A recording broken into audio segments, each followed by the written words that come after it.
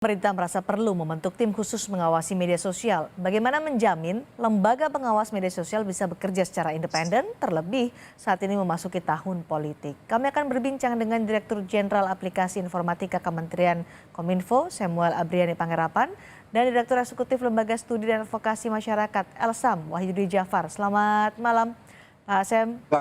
Selamat Pak malam. Wahyudi. Selamat malam, Mbak Baik. Cindy. Pak Sam, apa sih yang membuat Kemenfo merasa perlu membentuk tim atau badan pengawas media sosial? Mungkin dibagi dua dulu ya. Pertama itu kan memang ide dari Pak PLT, waktu itu Pak Menko Polhukam. Dan ini bukan hal yang baru dan kita lakukan juga di tahun 2019. Bagaimana kita menjaga kualitas demokrasi kita selama masa pemilu. Ini waktu itu pasti itu melibatkan semua stakeholder supaya ada pengawasan yang berimbang. Dan tadi menjaga dari kualitasnya tetap terjaga, tapi kebebasan juga diberikan kepada masyarakat. Yang kita ingin hindari adalah terjadinya kekeosan dan akhirnya berantem dan akhirnya menyebabkan apalagi langsung ke ruang fisik, ini berbahaya. Itu. Nah kemarin idenya itu berkembang. Bagaimana kita bisa memiliki sebenarnya ide ini bukan hanya Indonesia, di UK juga ada internet safety mamanya. Kalau di Australia e-safety commissioner ada, di Singapura juga ada POFMA namanya. Ini sebenarnya itu ke sana, tapi kalau yang tadi yang kedua itu jangka panjang, itu pun kami akan melibatkan civil society. Sebenarnya ide ini munculnya juga waktu teman-temannya Mas Wahyudi dan teman-teman datang juga ke kantor gitu. Pak Sam tadi dibilang ada pengalaman tahun 2019 juga melakukan hal yang sama, tapi 2024 nanti bagaimana? Karena ini kan tadi menyebutnya 2019 juga tahun politik, 2024 juga tahun makanya politik. itu kan Apa selalu kita lakukan. Waktu itu pasti melibatkan semua stakeholder yang terkait. Kami tidak berani melakukan take down konten tanpa berizin atau mendapatkan rekomendasi dari Bawaslu. Karena itu kami kan bukan yang pengampu pengawasan pemilu, kami hanya pengampu pengawasan ruang digital. Jadi itu nanti melibatkan tadi, kalau ini ada satu komite ad hoc yang bisa untuk mempercepat, saya rasa itu hal yang baik ya. Konten-konten yang berpotensi meresahkan seperti apa nanti akan diawasi, Pak Sam? Wah, ya tadi yang bisa tadi setelah direview yang tadi bisa mengarah pada tadi ujaran kebencian yang bisa menjadikan terjadinya perselisihan antar masyarakat. Pasti harus ada indikasi-indikasinya.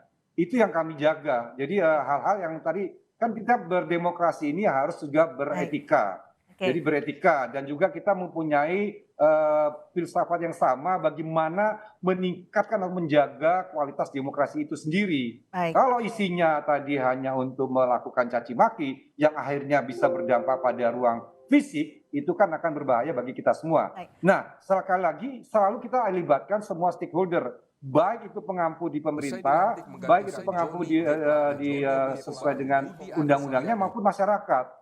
Itu kira-kira Mbak Siti. Heavy-nya jadi ke konten-konten soal politik pemilu 2024 atau kan kita juga punya masalah di media sosial soal penipuan, soal pornografi atau revenge porn. Apakah itu juga menjadi concern? Ya, kan tadi saya katakan ada dua tahapan yang harus kita bedakan. Pertama, ide awalnya itu bagaimana menjaga ruang digital masa kampanye. Nah, tiba-tiba juga teman-teman Mas Yudi juga datang ke kantor kami, kita juga berdiskusi bagaimana kita contoh negara-negara lain. Tapi lebih ke arah internet safety-nya ya. Jadi mamanya harmful konten itu bagaimana kita menangkaninya. Itu yang kita itu berkembangnya. Jadi ini dan buat yang terkait pemilu kami juga sudah melibatkan dari sektor stakeholder yang lain dan sudah dilakukan pembahasan di level Kemenko ya. Dan ini saya rasa ini tetap harus berjalan dan kami ini adalah bagian ini bukan untuk tadi memberangus, justru untuk menjaga keseimbangan tadi. Oke, saya ke Mas Wahyu, apa catatan kritis Anda soal rencana pemerintah membentuk tim pengawas media sosial?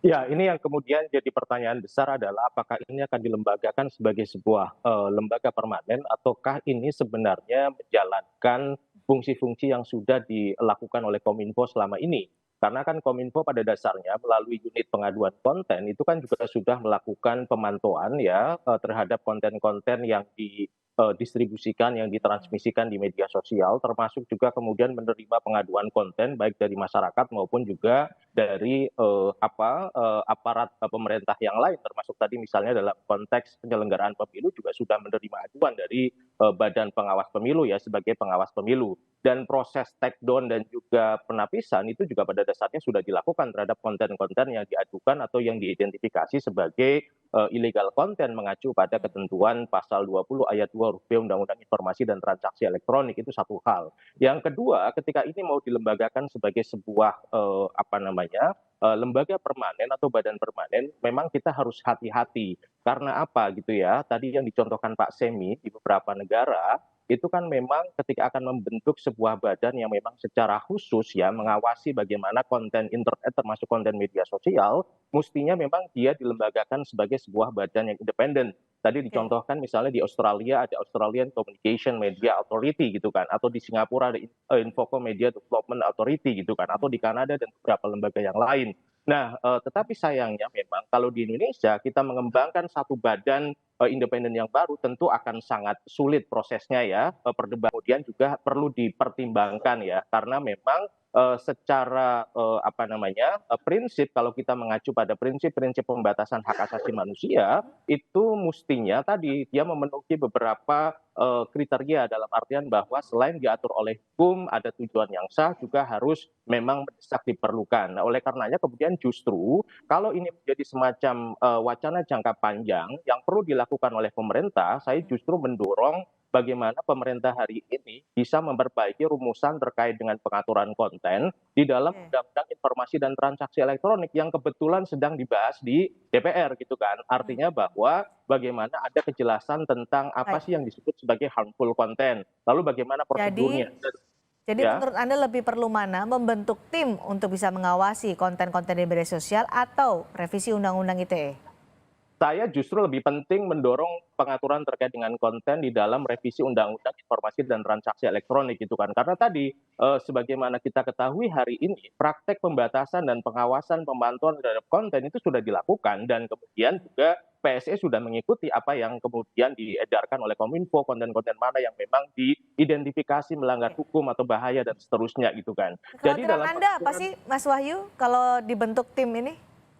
ya tadi, jadi ketika dia dilembagakan sebagai sebuah tim yang memantau bagaimana konten-konten media sosial, Ya. itu justru yang dikhawatirkan kan satu bahwa dia akan menjadi satu tindakan yang disebut sebagai surveillance massal atau pemantauan massal gitu ya, mass surveillance, di mana kemudian ini berisiko mengancam hak atas privasi warga negara. Oke. Warga negara akan terus merasa diawasi oleh pemerintah ketika dia akan memposting, akan mengekspresikan pendapat opininya dan seterusnya itu kan. Nah, karena situasi itu kemudian kan masyarakat menjadi ketakutan. Ini yang disebut sebagai chilling effect ya, di mana kemudian mereka menjadi, wah saya mau posting ini tapi nanti diidentifikasi, dipantau oleh pemerintah, saya dianggap melanggar hukum, dikriminalisasi dan kemudian dipenjara itu kan. Ini kan yang dikhawatirkan. Jadi tidak hanya kemudian berisiko mengancam perlindungan hak atas privasi, tetapi pada akhirnya dia juga akan berdampak pada penikmatan kebebasan berekspresi, termasuk kemudian yang terkait dengan ekspresi politik gitu kan. Ya. Nah, oleh karenanya kemudian justru malah usulan kami bagaimana memperbaiki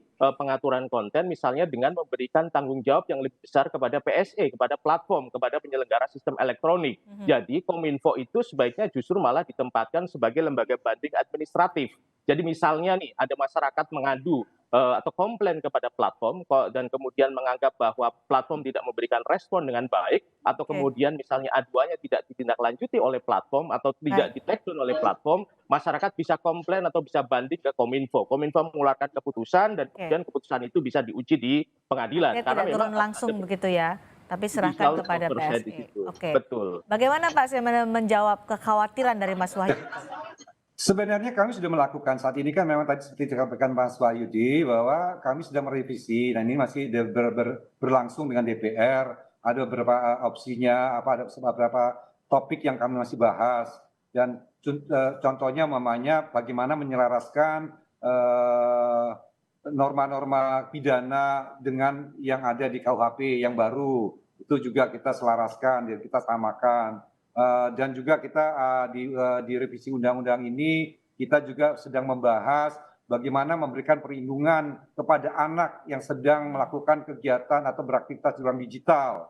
Itu juga ada. Nah, tapi kan tadi sekali lagi ini kan wacana bentuknya. Tadi saya katakan, tadi wacana ini bukan wacana, sebenarnya yang kita lakukan untuk pengawasan pemilu. Itu sudah berjalan dari tahun ke tahun, dari tiap kali pemilu kita sudah lakukan. Nah, tadi ini ingin diwacanakan bagaimana kalau lebih luas. Yaitu opsinya banyak. Kalau memang nanti kita cukup dengan memperbaiki atau memberikan ketentuan di undang-undangnya lebih jelas, akhirnya bisa dipenuhi secara algoritma oleh platform. Wah, saya lebih senang, kerjaan saya lebih ringan. Baik. Tapi tadi disebutkan ada kekhawatiran bahwa akan membatasi bagaimana ekspresi warganet di media sosial. Apapun itu, mereka akan merasa ada intervensi negara dalam privasi mereka bermedia sosial. Gini, untuk melakukan take down sebuah konten, Mas Wahyudi tahu sekali, itu saya tuh harus membuktikan kepada platform bahwa konten ini benar-benar melanggar undang-undangnya. Undang-undang apa yang dilanggar? Kalau dia video pada detik keberapa itu bisa dianggap sebagai melanggar. Apabila pemerintah itu meng-abuse kewenangannya, platform itu bisa melaporkan kepada lembaga internasional yang akhirnya akan menurunkan indeks kebebasan berekspresi kita dan juga indeks demokrasi kita. Dan itu tidak ingin kita lakukan. Jadi benar-benar harus ada. Kalau tidak pun si platform bisa menolak kok. Oke. Dia punya masa untuk ini kayaknya belum melanggar deh, umpamanya. Nah, itu harus terjadi dialogis dan kita kalau kita bilang enggak ini melanggar, ya mereka harus menjalankan dulu dan itu bisa dikenakan sanksi. Yang sanksinya juga akan kami sedang dalam proses, nantinya sanksinya akan kita kenakan pada platform yang tidak mengindahkan permintaan kita yang legit. Oke. Yang melanggar, benar-benar melanggar peraturan perundang-undangan. Baik, Mas Wahyu, soal menuju ke jelang pemilu 2024 dengan adanya pengawas medsos ini, kalau Pak Semi kan menyatakan ini bukan barang baru, 2019 juga pernah kita lakukan. Ada kekhawatiran bahwa tim pengawas medsos tidak independen nanti menjelang pemilu 2024. Anda melihat kekhawatirannya juga beralasan? Ya, pasti begitu ya, karena kan selama ini seringkali kalau kita melihat atau membaca misalnya laporan transparansi yang dirilis oleh beberapa platform gitu ya, terkait dengan permintaan take down atau permintaan pemblokiran konten atau penapisan konten, itu kan banyak sekali permintaan-permintaan yang terkait dengan konten politik gitu kan. Dan kebetulan yang mengajukan permintaan itu adalah pemerintah gitu kan. Ini yang kemudian kan selalu menjadi pertanyaan besar di masyarakat gitu kan. Nah, oleh karenanya kan kemudian independensi dari badan yang melakukan tindakan pemantauan dan pengawasan terhadap konten media sosial itu menjadi sangat-sangat penting gitu kan. Ya. Bahkan kalau kita baca beberapa standar gitu kan yang berlaku di banyak negara atau diterapkan secara global kan itu menghendaki badan ini harus terkait dengan pengawasan konten gitu kan. Baik. Nah, ini yang mungkin perlu dirumuskan secara lebih baik melalui proses revisi Mas Wahyudi, undang-undang. kalau 2019 kan pastinya mengklaim sudah pernah dilakukan. 2019 menurut Anda, penilaian Anda soal tim pengawas ini sudahkah independen, imparsial?